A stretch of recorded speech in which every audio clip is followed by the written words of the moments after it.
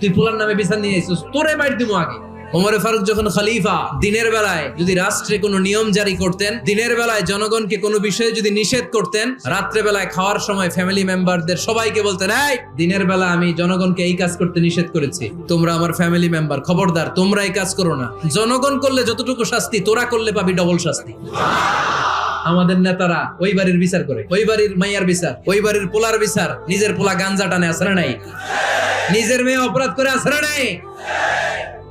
কি নেতা ছিলেন ওমরে ফারুক, নিজের ছেলেকে 80টা বেত মেরেছেন। ওমরে ফারুক রাদিয়াল্লাহু তাআলা আনহুর ছেলে আব্দুর রহমান ছিলেন মিশরে, ওখানে নাবিজ খেয়েছিলেন। নাবিজ হচ্ছে আরব দেশের লোকেরা দুধের মধ্যে শক্ত খুরমা রাত্রে বেলা ঢেলে দিত, ঢেলে দিলে সারা রাত ওই খুরমার রসটা দুধের সাথে মিশে দুধটা লাল হয়ে যেত। এটারে সকালবেলা খেত, খুব সুস্বাদু, এটাকে বলে নাবিজ। কিন্তু এটা রাতে ভিজাইলে সকালেই খাইতে হয়, রেখে দিলে আবার একটু সমস্যা হয়, এটা অনেকটা তারির মতো হয়ে যায়, মাতলামি চলে আসে।